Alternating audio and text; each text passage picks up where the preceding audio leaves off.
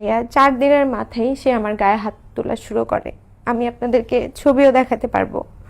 আমার সে phone tone নিয়ে আমাকে মেরে সে সবকিছু রিমুভ করে দিয়েছে। এই কয়েকটা ছবি আমি অনেক কষ্ট করে আমার কাছে রেখেছি, আপনারা দেখেন, সাথে নিয়ে থাকতাম। সে আমাকে মেরে টর্চার করে আমার টাকা পয়সা খেয়ে ভাইয়া বিভিন্নভাবে আমাকে সে তার প্রতারণার ফাঁদে ফেলে। ভাইয়া আমি বিয়ের আগে কোনোভাবেই সেটা বুঝতে পারিনি। ভাইয়া আমি আসলে বিয়ের 4 দিনের মাথা থেকেই অনেক টর্চার সহ্য করতেছি, যেগুলো আসলে মানে আমি না পেরে মিডিয়া ফেস করতেছি। ভাইয়া আমার মিডিয়ার কোনো কিছুর প্রতি কোনো ইন্টারেস্ট নেই। আপনারা দেখেছেন যে আমি কোনো ভিডিওর মধ্যে ও যদি আমাকে ভিডিওতে নিয়ে আসতো আমি আসতাম। এছাড়া আমার নিজের কোনো পার্সোনাল ভাইয়া কোনো অ্যাকাউন্টও নাই। আমার কোনো সোশ্যাল মিডিয়ার ভিউ দরকার নেই, আমার কিছু দরকার নেই ভাইয়া। আমি জাস্ট ওর মানে প্রিন্স মামুনের আসল পরিচয়টা আপনাদের সামনে তুলে ধরতে এসেছি, কারণ আমার পরে সে লায়লার সাথেও আমার আগে সেম কাহিনী করেছে, আমার পরে সে সেম আরেকটা মেয়ের সাথে সেম কাহিনী করবে। এই জন্য জাস্ট আমি তার রিয়েল পরিচয়টা তুলে ধরতে এসেছি। আমার কোনো কিছুই দরকার নেই। আমি ওর কাছে ধরেন কোনো ভিউ ব্যবসা আমার দরকার নেই, কোনো দেনমোহরের টাকা দরকার নেই, কোনো কিছুই আমার দরকার নেই। আমি জাস্ট ওর রিয়েল আচরণটা সবার সামনে ভাইয়া তুলে ধরতে চাই, যাতে আমার মতো নেক্সট যে সে টার্গেট করে মানুষকে প্রতারণার ফাঁদে ফেলে, সেরকম আরেকটা মেয়ে যাতে প্রতারণার ফাঁদে না পড়ে ভাইয়া। সো আমি খুব সাহস করে মিডিয়ার সামনে আসতে বাধ্য হয়েছি। আমাদের বিয়ে হয় ফেব্রুয়ারির 14 তারিখে। ফেব্রুয়ারির 14 তারিখে ভাইয়া 4 দিনের মাথায় সে আমার গায়ে হাত তোলা শুরু করে। আমি আপনাদেরকে ছবিও দেখাতে পারবো। আমার সে ফোন টোন নিয়ে আমাকে মেরে সে সবকিছু রিমুভ করে দিয়েছে। এই কয়েকটা ছবি আমি আমাকে মেরে টর্চার করে আমার টাকা পয়সা খেয়ে ভাইয়া বিভিন্নভাবে আমাকে সে তার প্রতারণার ফাঁদে ফেলে। ভাইয়া আমি বিয়ের আগে কোনোভাবেই সেটা বুঝতে পারিনি। আমি যদি বুঝতে পারতাম তাহলে আজকে আমার এই অবস্থা হতো না।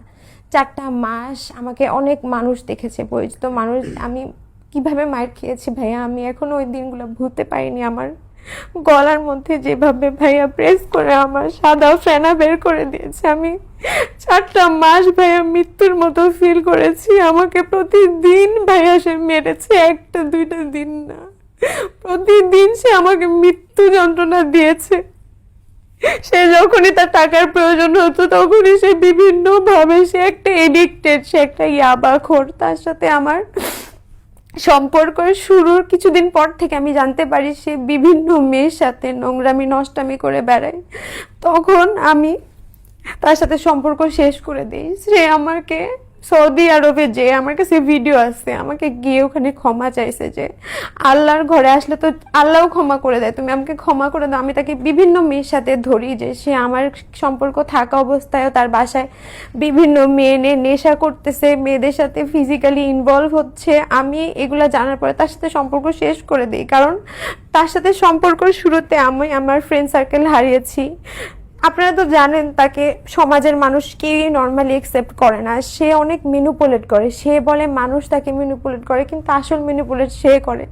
সে আমাকে ম্যানিপুলেট করতে করতে করতে করতে ভাই আজকে আমি নিঃস্ব হয়েছি। আমার ব্যাংক অ্যাকাউন্ট খালি করেছে, আমার ফ্যামিলির সাথে আমার ডিটাচ হয়েছে, আমার ফ্রেন্ড সার্কেল কেউ আত্মীয় স্বজন কেউ আমার সাথে নেই।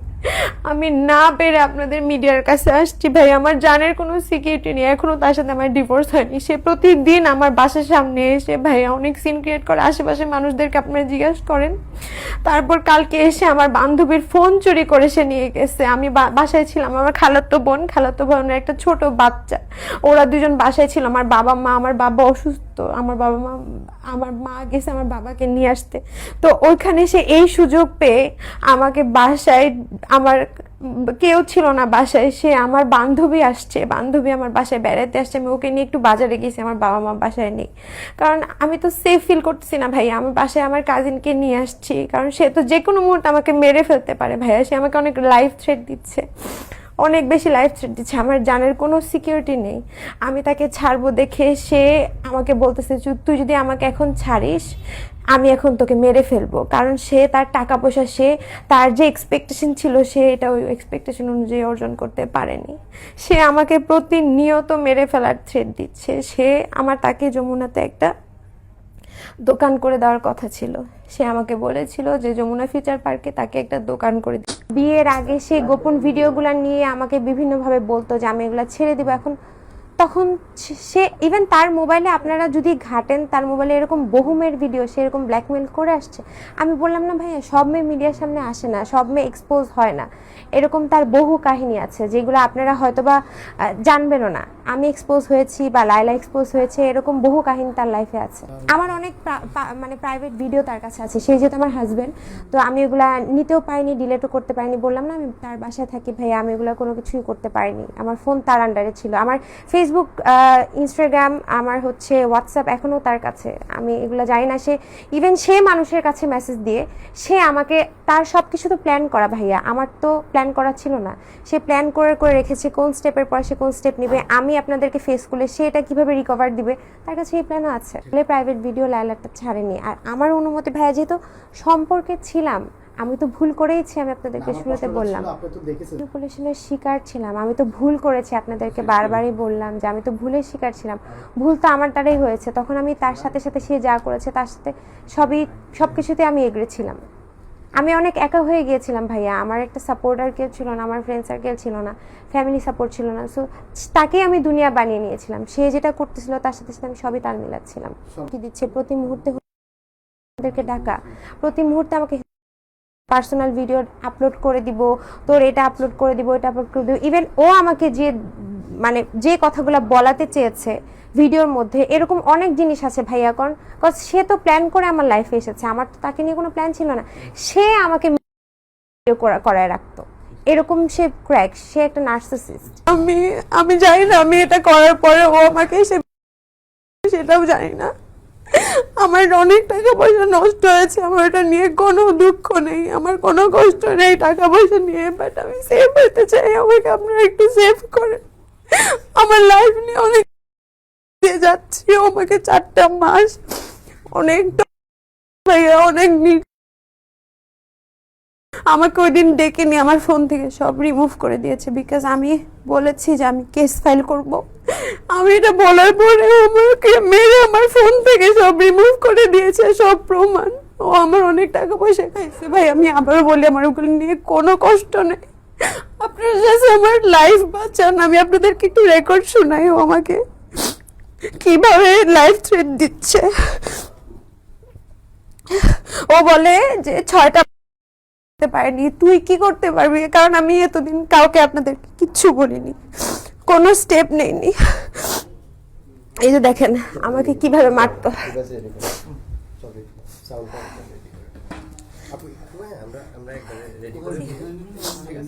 যখন এই বাসা শিফট করি তখন আমার সাথে দেখা করেছে জাস্ট বিকজ তার প্রুফগুলো ডিলিট করার জন্য। আমি বোকার মতো লাস্ট টাইম পর্যন্ত বুঝতে পারিনি যে সে তার প্রুফ ডিলিট করার জন্যই আমাকে ডাকতেছে। এই যে একাধিক নারীর সাথে কথা বলে বিনিময়ে কি পয়সা পায়? হ্যাঁ, টিকটক লাইভ করে সে একাধিক নারীর কাছ থেকে পয়সা হাতিয়ে নেয়। এর আগেও সে একটা লাইভ করে বলেছিল যে তার ফেক অ্যাকাউন্ট থেকে মানুষ তার কাছ থেকে টাকা হাতিয়ে নেয়। বাট ফেক অ্যাকাউন্টগুলো আসলে মামুন নিজেই চালায়। এটা আমি জানতাম না। আমি তার সাথে থেকে তার সব কিছু অ্যাক্টিভিটিস আমি জানতে পেরেছি। তার কোনো ফেক অ্যাকাউন্ট সেগুলো নিজেই চালায়। সেই চালিয়ে বলে যে আমার ফেক অ্যাকাউন্ট এসেছে, মেয়েদের কাছ থেকে টাকা খায়। এগুলো পুরো ভুয়া কথা। ওগুলো তারই অ্যাকাউন্ট। কারণ ওই অ্যাকাউন্ট থেকে সে আমাকে একটা অ্যাকাউন্ট দিয়েছে।